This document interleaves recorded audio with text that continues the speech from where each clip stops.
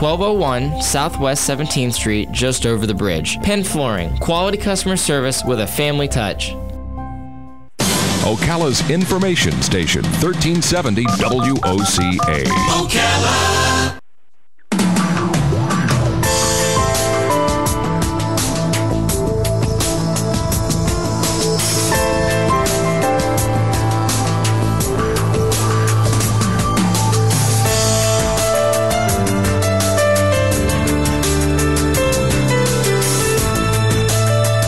Minutes after 10 o'clock. Thank you for tuning in. If you ever go to a Little League game and the Little League team has a good coach, I'll say good coach because I don't know that all coaches do this, but typically you hear this. You hear, you can do it, you can do it, you can do it. Come on, run, you can do it. Yeah. Those words, you can do it. You know how much, you know what that's like magic words to a child, right? Exactly. Telling a child, you can do it. It's just this whole thing of self-esteem. We damage children so much when we say, oh, come on, you're never going to be able to do that. Or we do it sarcastically. Oh, what do you think you are? You know, Mr. Know-it-all or something. You know, we always do. We don't always do. I hope I've not done that in my lifetime. I'm always the cheerleader for the children in my life, and I know you have too. And, me too, always. One of my favorite memories, my most favorite and most sweet, and just, gosh, there's probably some other adjectives, was when I was younger and my son was a child. Before going to sleep, I would take a book and we would lie next to each other on our backs and hold the book up. I would hold the book up over our faces and we would read a book, usually it's always a children's book, usually with illustrations. And it was such a delightful time. And you know, you don't realize all of the good things that happen from that. First of all, you're with your child, and this is a memory that they will never forget, and so will you. You'll also never forget it. But there's also, if you pick the right books, there's something else that happens. There's something in the story of a good book that resonates within them and stays within them, you know, some kind of a life lesson. There is a lady on the phone right now who has made some books just like that. Her name is Kelly Ann Guglietti. It says here she's a teacher in the Pasco County School District here in Florida. She's certified to teach grades kindergarten through 6th grade. She's an alumni of the University of South Florida, and she has written these delightful books. Let's see. I have the Orange Chihuahua, the Yellow Sea Lioness, and the Green Tom. What's a Tom, a turkey? No, it's a cat. No. Oh, it's a cat. Oh, it's a cat. Okay. Kelly Ann Guglietti. Good morning, Kelly. Good morning. Where are you right now? Where are you calling from? I'm calling from my kitchen in San Antonio, Florida. Your kitchen? Nice. I love the way you made us see the kitchen right away. You could have just said the city, but when you said the kitchen, that's the writer in you. I love that. Yeah, you gave us a visual. San Antonio, Florida. Do you have a cup of coffee with you? No, I don't drink coffee. Okay. Yeah, me Once neither. in a blue moon. I stopped a few months ago. But anyway, good morning. Thank you for being with us. Yeah, this is such a delightful book series that you've written. How many books have you done? Just the 3 right now. Oh, okay. Do you have a cold? No, actually, my voice comes out. It's just the way you sound. Yeah. I've actually had recordings of my voice and sound either nasal or British. Oh, yes, I can hear that. I can hear. Where did you grow up? I grew up in upstate New York. Oh, okay. I've lived in Boston. I've lived in Southern California, Toronto, and now here. Been here since 1989. So the theme in the book is colors, right? So do you the Orange Chihuahua? I love the artwork, by the way. So give credit to whoever the illustrator. Oh, I see it, Dwayne Esper. Dwayne Esper, yes. So how did this start for you? What was the beginning seed of the idea for these books? Oh, sure. I actually wrote way back when I was in 8th grade. It was an assignment that we had to create an anthology of folk tales and then create one of our own. And I did a sketchy one at 8th grade level. When I went to pursue my master's degree in education, elementary education, they asked us to write a story, and I said, let me pick that one. And of course I embellished it and made it more professional. And anyway, the Green Tom came out. It was actually called the Green Cat. You were wondering if it was a turkey. I was going to title the book The Green Cat, but I went and Googled it, and somebody else already has. Oh, okay. The Green Cat. Right. So I was like, whoops, okay. So I made it a tomcat. That's cool. That's cool. Yeah. And then I just got thinking. I said, maybe eventually I'd like to do the Crayola 8-pack of colors. And the colors of the characters in the books represent their behaviors, right, or their emotions. So do they all have a theme, like a learning point? Do they all have something that the children take away other than just a delightful story? Oh yes, definitely.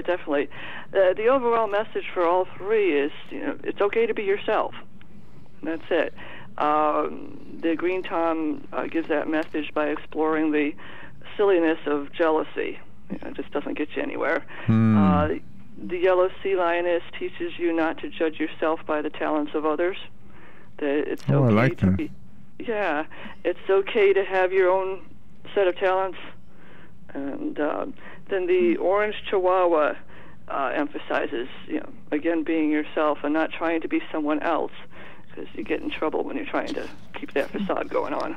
What's wonderful about your books also is you have these wonderful stories, wonderful illustrations, and at the back of the book you have like study pages, and you allow the children to write things in the book. They can draw their own pictures in the book, and it's really, really marvelous how you have it worked up. So they have to work with their parents on this. That way that also instills that bond. Yes, definitely. That's the teacher in you, right? Yes. Yeah. It is. I did the same thing with my own daughter, but I didn't have my books to work with. But, if there's a lesson in the thing, I might just extend, make an activity up to extend the message. So that's what I did with my books. Do you know, there's a story, a trending story, they call it, online the other day, and it was the author of the 50 Shades of Grey book. She invited people to come on Twitter and ask her questions. And the story that I read, now I don't know how many people wrote in or whatever, but the ones that they published were really nasty. I mean, they were just people who didn't like the book. They were picking on her, how she wrote and the topics she chose and everything. Now, I'm not asking you to comment on 50 Shades of Grey, but one of the comments about the comments was, boy, this is nothing but bullying. You people are bullying her. If you don't like her book, don't read it. Mm-hmm. Yeah. And that was one of the topics also that seems to be, I mean, it's so important with kids. I mean, isn't it a horrible thing? I mean, I'm not asking it because I really want an answer. I'm just saying it's a horrible thing when somebody takes their own life because they've been bullied. It is. It's something that doesn't have to happen. Yeah. Kids need to learn to esteem themselves, and the only way they're going to learn is through the help of an adult, a teacher, a parent, a guidance counselor. I've done some. Actually, when I was doing these books, I was thinking, okay, what other purpose can they have? And I was thinking, hey, it'd be a great precursor to an anti-bullying campaign. And all the anti-bullying campaigns have, they give advice about enlisting the help of an adult, shouting no if you're cornered, and that sort of thing. But what about a proactive thing? Making, building confidence in the students so that they're not bullied. I mean, kids are constantly bullied because either they sound funny or they look funny or they don't have what everybody else has, that kind of thing. Kids need to learn how to deal with that. That's why, I like the scouting programs because they will reward a scout for an accomplishment with one of those little badges that they put on their uniform, mm-hmm. right? And they all support each other. They'll have these little ceremonies where the kid getting the badge or the little patch is the center of attention for that moment, and everybody claps and everybody says, yes, good job, mm-hmm. and they all get their chance at that. And so outside of that meeting, how often do they meet, like once a week? I don't know. Outside of one of those meetings, they have this, it goes back to self-esteem. They've got this sense of pride and something to kind of make them, so that bullying might roll off of them if it's words. I mean, if they're being physical, like you say, putting them in a corner, that's kind of, that requires some kung fu or something. Yeah. Yeah, I know. Being a teacher and going through, training in various schools, they always say, "Got to tell the kids absolutely no hitting back, no hitting back." And I blindly accepted that for a while. And I got talking to my brother, who's a couple years younger than me, and he was bullied a lot as a kid. And I said, "Why?" And I asked him why, and he said, "Well, I don't know why," but he said, a couple of the kids cornered me, and I just slammed them back in the wall, and that was it. They didn't touch them anymore. That's right. Good for him. That is right. And let me tell you something. If you can bark like I can bark. And even now, I don't know if it's because of doing a talk show that sometimes has political conversations, but sometimes you can just bark at somebody. Okay, I won't bully you, and I'm not trying to bully them with the bark. I'm just trying to defend my territory. I'm a dog. Yeah. Okay. I'm a Chihuahua. Oh, okay. But words do hurt, and if children go through life, whether they're picked on by their own parents, telling them they're not good enough, or they get B's and they say, no, B's aren't acceptable, you got to be an A student, that's bullying also, and the child sometimes won't retaliate. They'll hold it in until they can't take it anymore, and then something devastating is sure to happen. Definitely. I think bullying has what I call the 3 sieves attached to it, SIVES. Today it's pervasive, because of the electronics. Kids have 5 limbs now, the 2 arms, 2 legs, and the electronic device. Right. So they can't escape it. Parents have to put limits down, no cell phones at the dinner table, or, if it's family night and we're doing stuff together, hey, put the phone away. That might give a child a break from all that. I had those rules in my house, and I remember my daughter and I fixing dinner one time, and she had her phone on the kitchen counter, and some ugly message came up, and I said, "What's this?" And she was kind of, there's these 2 girls fighting, and they're trying to get my input on it, and I took the side of one person, and now she's calling me a blah blah blah. Oh no! But she was she didn't take it personally. She said, "I know I'm not that," and I thought, "Oh, good for you." Yeah, really, yeah. Really. That's because she's got a great parent in a mom and a dad. Thank you. Anyway, so it is pervasive. If you got that electronic device with you all the time, and it's invasive. It's an inherent quality of bullying. It corrodes, or it cuts into the perceived core value of the person being bullied. And then I started to use the word corrodes. It's corrosive as well. If if it's constantly going on and you almost do a self-fulfilling prophecy and live it out. You almost believe that you're inferior for whatever detail they're picking on.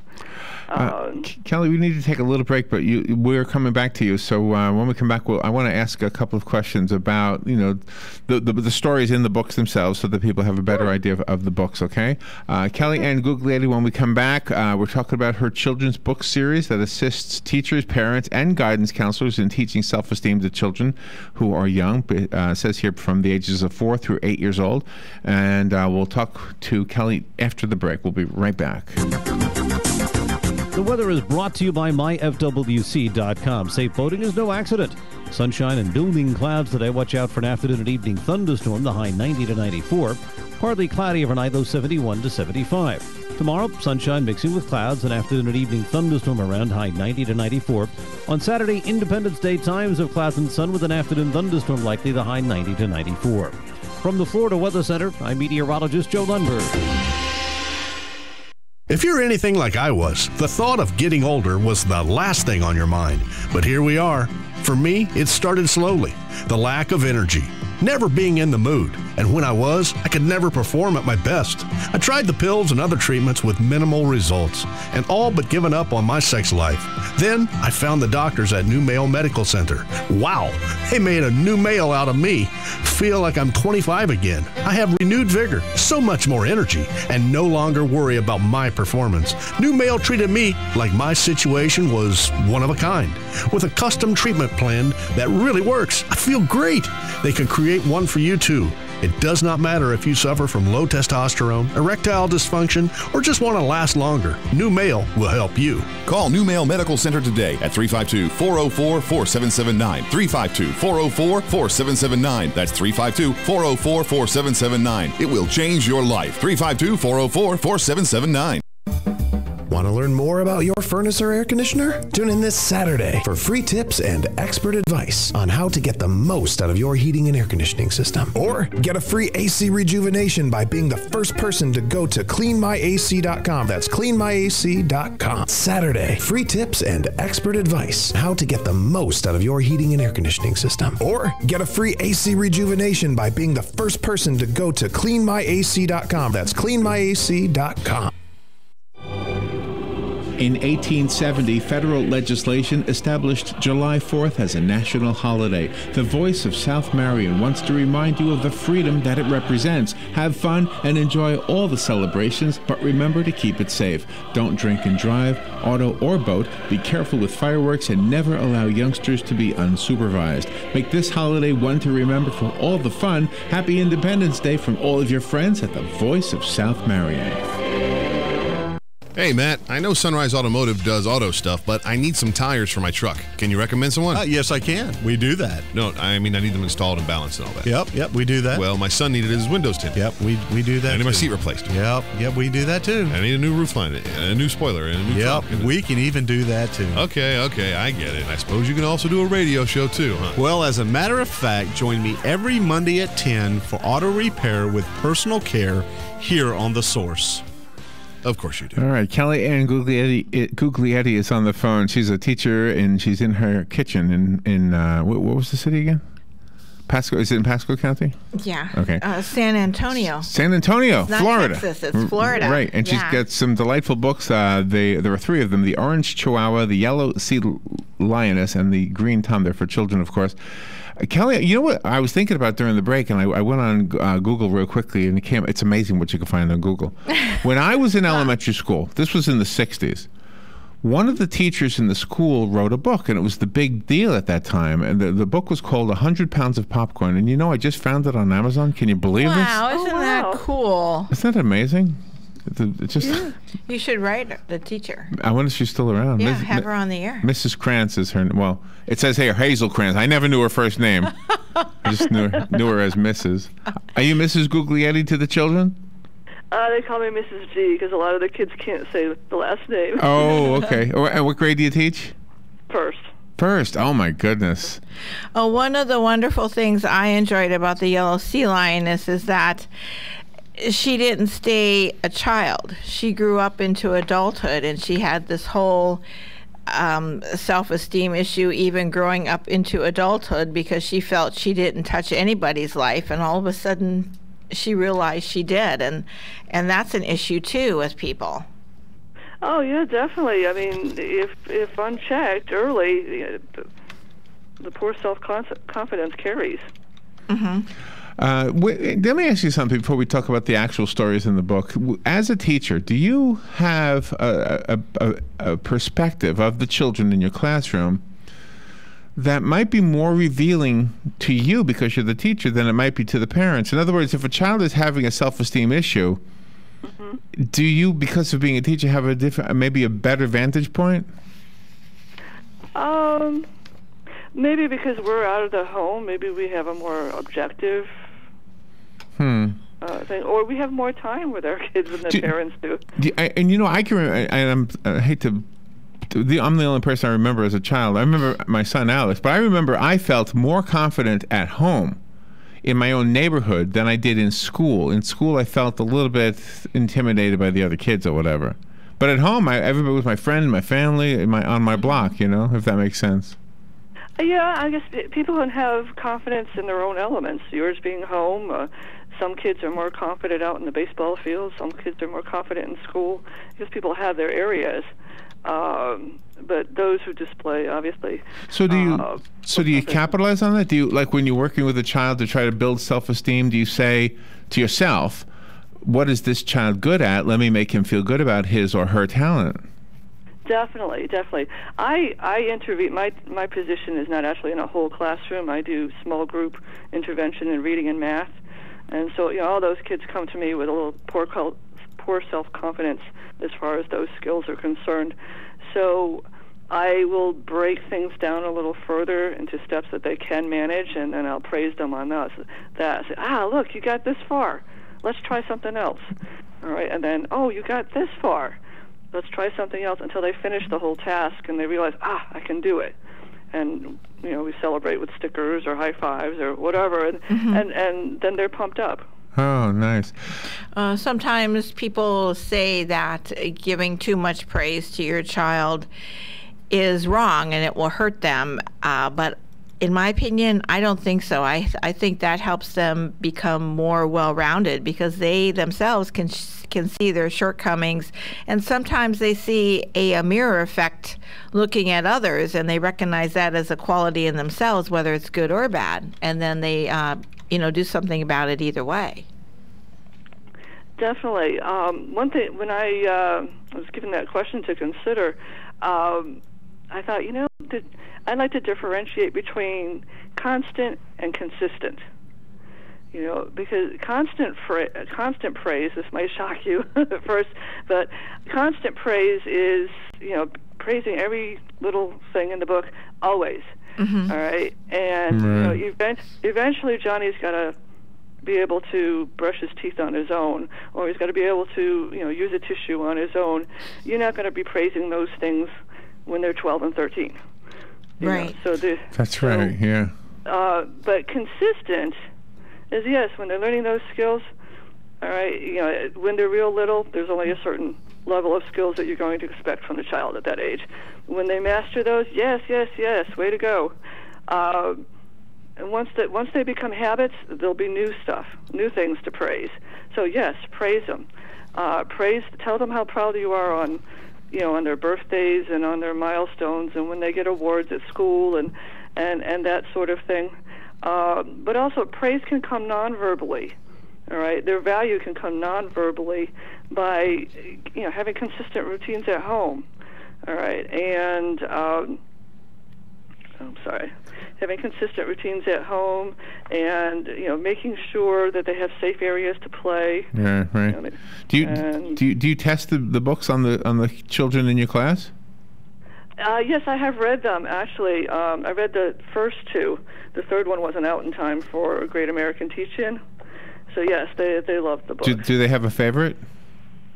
Well, I had the teachers pick out which of the first two that they liked, and most of them heard The Yellow Sea Lioness. So they all got the message, and they liked that. Uh-huh. And it seems to be practiced in the school. I mean, everybody's... when some kid's down on himself because he didn't catch a ball or didn't throw it in the basket or whatever, I hear the other kids saying, "Oh, that's okay. You did really well at this or that." It's like, I don't know if that's because of my book, but that seems to be the culture in my school. And but that's a good thing. No matter where they get it from, as long as they've got it, right? Exactly. Well, you're a delight to talk to. Thank you so much for being on the air. I will give away the 3 copies that you sent to us, and Kelly has actually, inscribed it. It says, "Enjoy your own bundle of talents" on one, and then the real you is amazing on the other, and then you put a little heart with your initials, and then happy reading on the third one, on the green tom. So if you want the 3 books that were sent to us, call me right now. I'll put your name on all 3 of them. They will be waiting for you here at the station, and the rest of us have to go buy it. Kelly, can you give us a website or other information how to buy it? Sure. I have a website at www.kelly, Kelly, Ann, A-N-N, hyphen, and then my last name, Guglietti.com. There will be link buttons to Amazon, Barnes & Noble, and, of course, my publisher, Author House. Okay, and if you're driving, we did not expect you to write that down, so Robin makes it easy. Kelly's name is already, and her website is already on our guest list for today. Just go to WOCA.com. You'll be able to find it there. Plus, of course, it'll be on the link that Robin puts on the video when we share this later on Facebook. Kelly Ann Guglietti, thank you so much for being on the air with us in your kitchen in San Antonio, Florida. Where is San Antonio, Florida? What's it? Have you heard of Wesley Chapel? Yes. Oh, yeah. Yeah. Oh, you're not too far from Rich. Yeah. No, not at all. 10 minutes away. Oh, you live near your publicist. Wow, nice. That was kind of a coincidence. Yeah. Do you meet him in person? I've never even met Rich in person. I've known him for years, though. Oh, you have? Yes. Yes. Well, one day we'll have to. We want to walk in on him one day playing the accordion, just because. It'll be fun. Okay. Kelly, thank you. You are fun. I love what you're doing, and thank you so much for being on the air to share it with us. Oh, thank you so much. All right, we'll take a little break. We'll be right back.